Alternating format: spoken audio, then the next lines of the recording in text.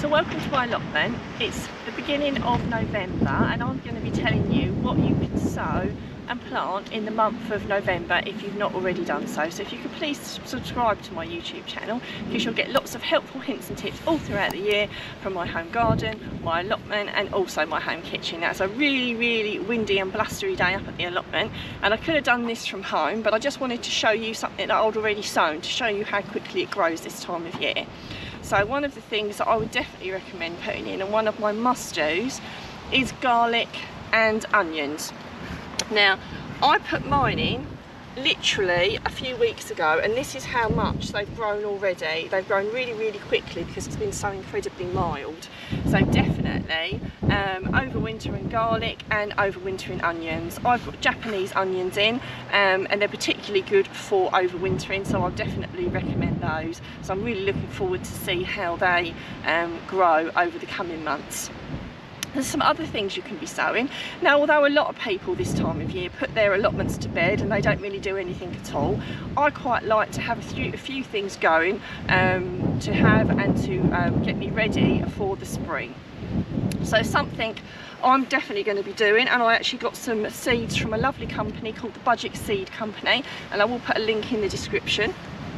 Mine are already at home because I soak these before I put them in, but I've got some early onward peas that I'm going to be sowing. You can put them straight in the ground, but they're more likely to get damaged or eaten or for something to happen to them. So I'm going to start mine off at home in little modules and I soak them until they sprout and then I plant them.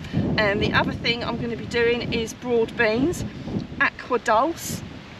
Both of these are recommended for overwintering, so they're particularly good for this. Same thing, they're already at home. I've soaked them overnight. I'm waiting for them to sprout because I've covered them with a little bit of wet tissue, and once they've sprouted I'll then be putting them in little module trays and they'll be going in an unheated greenhouse, or probably my unheated summer house, because my greenhouse needs a little bit of TLC at the moment. So other things you can be sowing are winter lettuce. Again, they'll be going either indoors on my windowsill or in my summer house. So I've got bright and spicy and also lamb's lettuce. Again, this came from the Budget Seed Company. The other really good thing about the Budget Seed Company is you get them in small amounts, so you don't have to have hundreds and hundreds of seeds. You get small amounts, so it's a lot more manageable for a home gardener. The other thing you can be doing is sprouting. So I've got some mung beans there, and I've got some other things at home as well I'm going to be sprouting, so I'm going to be having a go at that. And obviously I do that on the windowsill, and that's something you can be doing. Spring onions, you could also start some of those off in module trays in an unheated greenhouse. So there's lots and lots of things you can be doing, and some of the things might come along quickly and you'll get earlier crops. One way or another, you'll be more ahead of people that don't put things in the spring. That's one of the really big things. If you can still get your hands on any brassicas that have already been started from a garden centre, you can plant those in your allotment if you could get some, but there's a lot of garden centres don't have an awful lot in this time of year.